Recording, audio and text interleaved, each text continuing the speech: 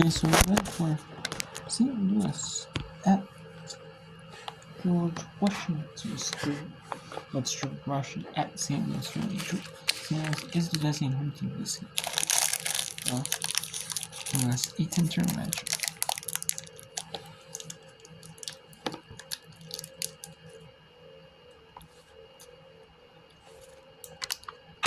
Taken away under 3 minutes.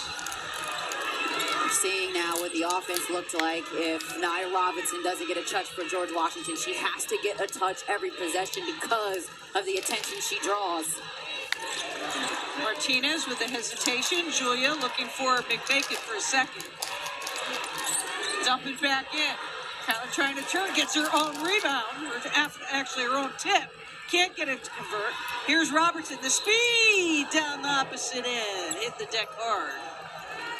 And the foul will be on Julia Martinez in the open floor.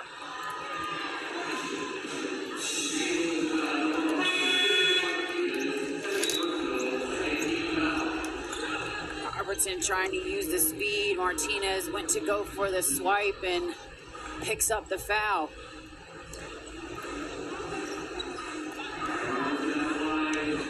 Martinez is second. She'll stay in the game, obviously. Certainly a calming force with her experience on the court as Robertson heads to the free throw line.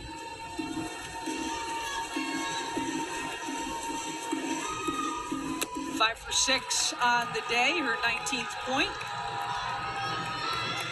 2:27. Okay, so let's go to the final 13 seconds of Howard at Norfolk.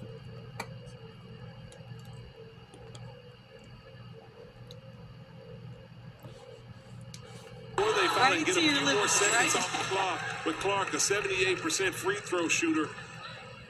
Good decision by her to hold on to that ball and go to the line and extend this lead. 1 out of 2 for Clark. Hemingway gets the rebound, and a timeout is called by Howard. Now have 2 timeouts remaining with 12.7 seconds left to go. So, not over yet. What do you expect here out of the Bison?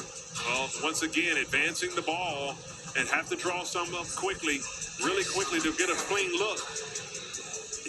You can take a 2 in this moment. In this situation, you might have to look and see that Norfolk State is going to do a good job of trying to pressure up into you, but they've been a strong zone team that's not going to allow you to get in the paint. Depending on your personnel, you have several three-point shooters who have hit it really well, Creek being one of them. If you can get an easy look for her on the outside after the penetration, the three-pointers might be what you want to elect to go to.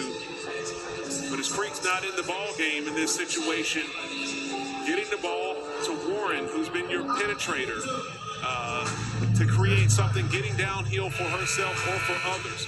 But more so if you're Howard, you have to try to go for the offensive rebound and try to get a second crack at it if you do not execute. 12.7 left to go. Hemingway, turnaround shot, a tough one, no good. Controlled by the Spartans with 5 seconds left, and a foul applied to Fields, and that could be it for the Howard Bison. Just how the Spartans have done all season long, leaning on their defense on the final possession. Almost a near 5-second call on the inbounds, but the pressure as they were able to get the ball in, forcing a fadeaway jumper to be errant and pulling the rebound. Fields to the line to put this one away. One more for Fields. Fields puts it in. 59-53 lead. 1 second left. And that will do. And that would what Howard not like to take their timeouts, which I mean, they could, but I mean, yeah, you need 2 threes and then make the shot. Except John out. Norfolk State improves to 24-5, 13-1 in coverage. And Howard is 13-15, 10-4. Game by both of these teams. The adjustments were made throughout the game, but it was the defensive stands by Norfolk State that was able to get it done and continue a 12-game win streak. An impressive performance by the Spartans to hold strong defensively. Credit Howard. They put it together on the offensive side in the second half, but in the end, too much defense by the Spartans in the 59-53 win. As we will be joined in a moment by one of the stars of the game, as we welcome in Kara Wheeler of Norfolk State. And Kara, big win for your team. You were really strong down low. Take us through what you saw there in the fourth quarter that made the difference for your team. My coach just kept encouraging me to really be aggressive. Okay, so let's go back to the A10 championship in Virginia here. Henrik over Rosa, Virginia.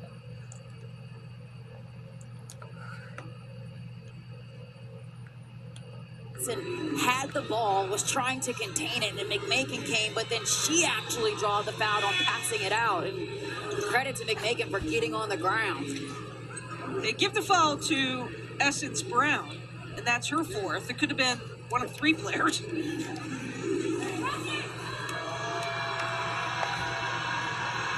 And McMakin kind of talked that one in a little bit. 6 for 7 on the day. She has one more.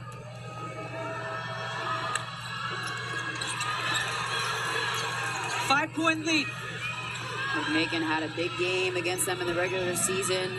Led scorers with 21. She's up to 20 here today.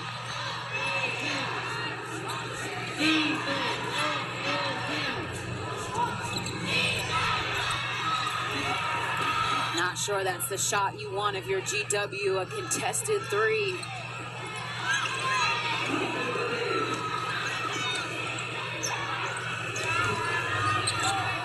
Good job by the Billikens to use the clock. Under a minute to go.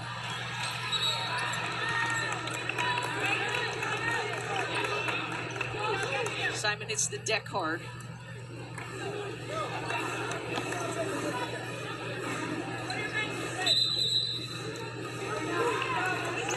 There's a timeout. So let's take a look here at the scores here quick.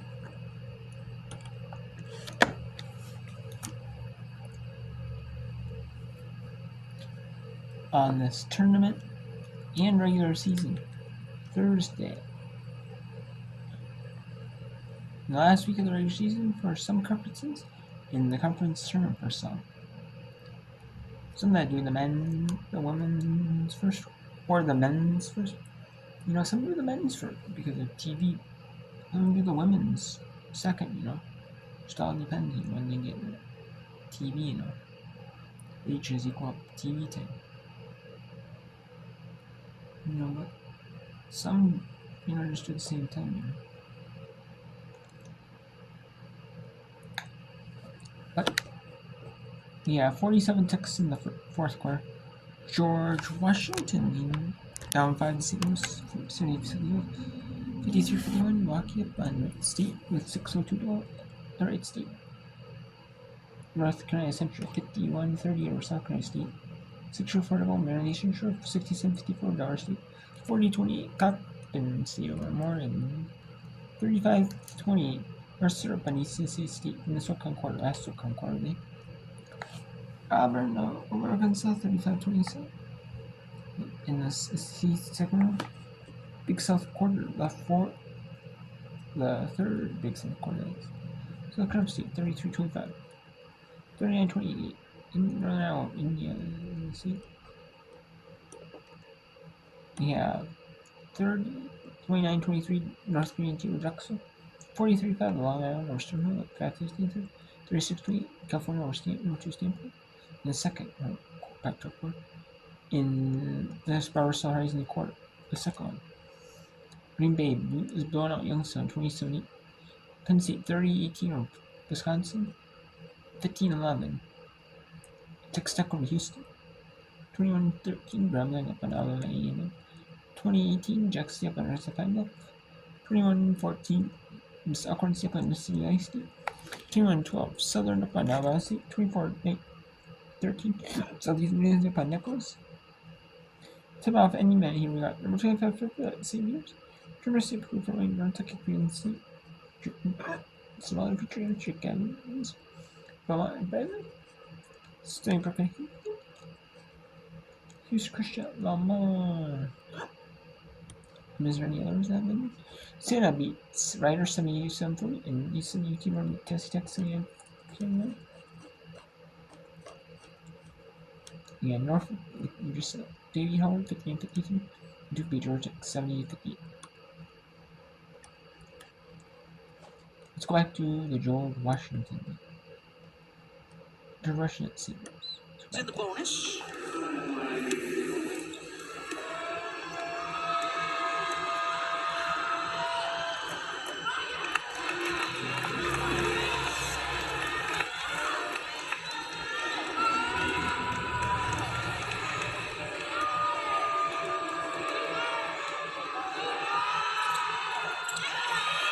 Coach McCombs quickly pointing that she wants a timeout on the floor with her team trailing now by 6.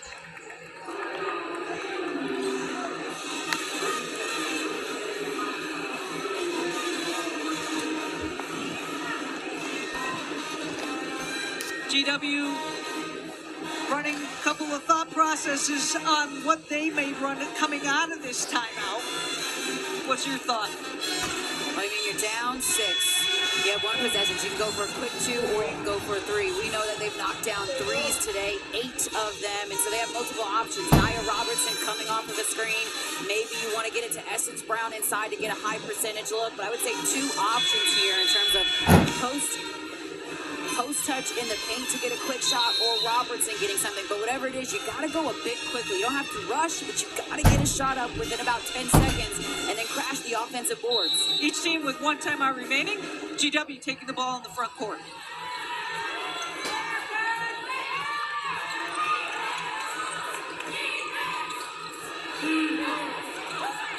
Innish with a quick release. They get the rebound. She'll have a second chance opportunity. Can't get it to fall. Ball in the hands of Simon. Tied up. 2 really good looks there from Asia Innes, and she feels that just no one should have knocked that down. They get Kamari Simons on the foul off the rebound, so we will head down the opposite end of the court.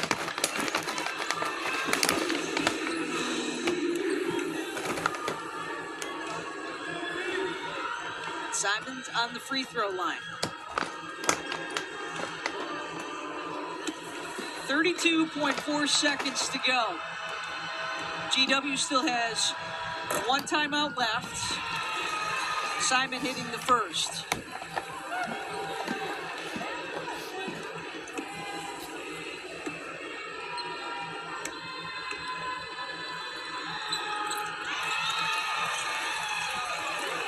That's how you seal a game. Free throws. Billikens made down the stretch.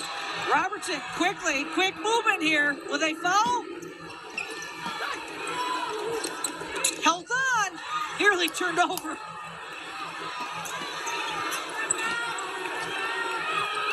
No foul. Oh, they should have fouled. They should have fouled. Yeah. I think Coach McCollum, I think they were trying to go for a steal first, which they were nearly got it as Gray just saved that ball from going out of bounds, but then it took them a couple of seconds to realize that and foul. This is Robertson on the pull-up 3. Good look, scoring quickly, and then they went into their press. Great job by the Billikens to make free throws down the stretch. 25th opportunity at the line. And none more important. Bacon now with 22. 13.8 to go. Just looking to play straight up good defense here. Triple team stripped away. All McMakin has to do is run it out. And Robertson is now out of the game.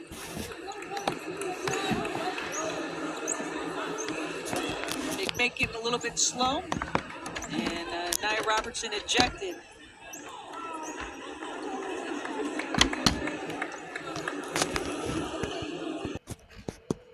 Okay, so we are back here.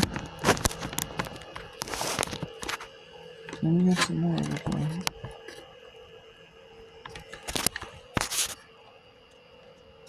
You sure?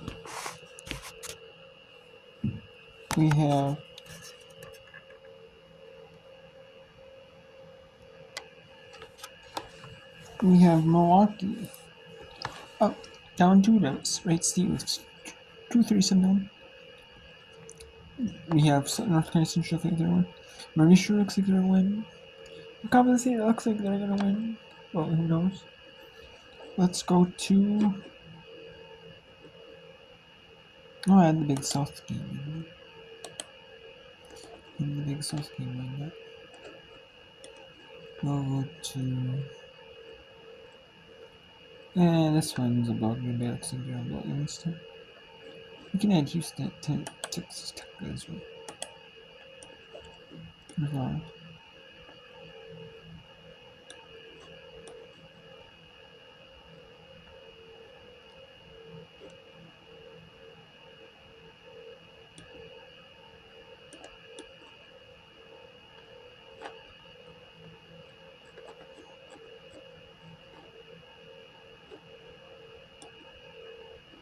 Let's go mark carrots.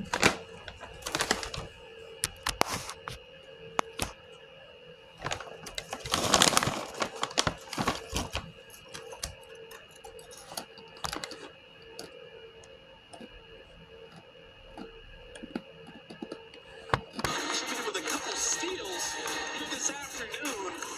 Alexis Hutchinson, the Horizon recipient, getting it done here into the quarterfinal round as she secures the Microsoft Player of the Game. There you see Bonner really starting to rally the troops as they are just a minute and 22 seconds away from punching their ticket to Indianapolis. The last time Wright State hosted the quarterfinal round here at the Nutter Center was back in 2020-2021, where they went on to win the Horizon League and then upset number 4 Arkansas as Milwaukee turns it over here, down by 6 after the timeout. So a critical error will lead to another Raider possession. Lawrence Scott will sub in for Van Kempen here. As Wright State will need to be very efficient here from the free throw line if they want to secure this win. They inbound it to Farrell. The press is on now by Milwaukee. We're going to get a foul committed. It's either going to go against Need or Sierra. And it'll be Sierra with the foul. That'll be her first on the day. That'll be the 4th team foul, so Baumhauer will inbound it here. Baumhauer gets it into Hutchinson, and she's immediately fouled by Donaldson. And now Alexis Hutchinson, the Barbasol Player of the Game, she'll hit the free throw line as the Raiders lead by 6 points with 1:15, a chance to make it 8 right here.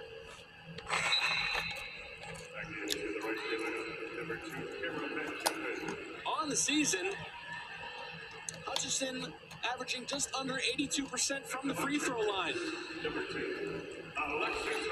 These are the 2 biggest free throws she's had all season. First one is good. So make it 20 points on the day now for Hutchinson. She's now 3 of 3 from the line. Make it 4 of 4. Wright State leads 63 to 55. 8-point advantage here for Wright State. Desperation mode here for Milwaukee. It's Pepler with it now. Up top. Driving inside, kicking it out to Sierra. She's guarded by Scott. Quick pull-up jumper. No good. Hutchinson brings in the rebound. And the fans really starting to feel it. Lead pass to Van Kempen. Nobody around her. And she'll get it back to Hutchinson, and she'll draw another foul, and she'll head back to the free throw line. Wright State just 55.8 seconds away from punching their ticket to Indianapolis for the Horizon League semifinal tournament presented by Barbasol. Chance here to go 6 of 6 from the line. There's 5 of 5. The lead grows to 9. Wright State really just pulled away here in this fourth quarter. And she'll knock down both. So, a 65-55 advantage for the Raiders. And we got a timeout on the floor. It'll be a 30-second timeout, so we'll keep it put here. Despite struggling from threes all afternoon, Wright State 9 of 34 from beyond the arc. They lead by 10 over this Milwaukee squad that they split the regular season series with here earlier on this year. And as we mentioned, we do not know who the winner of this game will take on, as the other 3 quarterfinal round games still yet to be played here this evening, and it'll be based on seeding. So we'll see how all that pans out with both Cleveland State and Green Bay set to play this evening. 2 powerhouse teams in this conference all season. Who knows what will happen? We are returning now from the timeout. Sear with the inbounds pass. She gets it into Buwalda. Kick out to Pepler. Her 3. The bank is not open for her. Lutz gets the rebound. It puts up a little floater. It's up and in. So the lead shrinks to 8. And Coach Hoffman's going to call a timeout of her own now. This also will be a 30-second timeout. 65-57.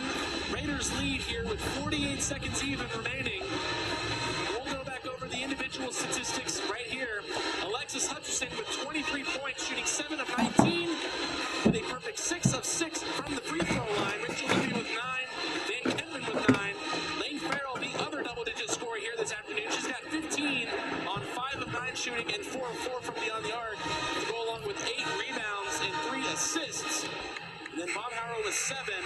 For the Panthers, it'll be Pepler with 14. And of course, Anna Lutz leading the way with 17 on 5 of 8 shooting thus far. Baumhauer set to make the inbounds pass in front of the scorers table. Surely they will look to find Hutchison. They do. Back to Baumhauer. And she'll just hold on to it here. As she gets smothered by the Panthers, she'll pick up a foul. No, excuse me, a timeout will be called instead. And this also being a 30-second timeout.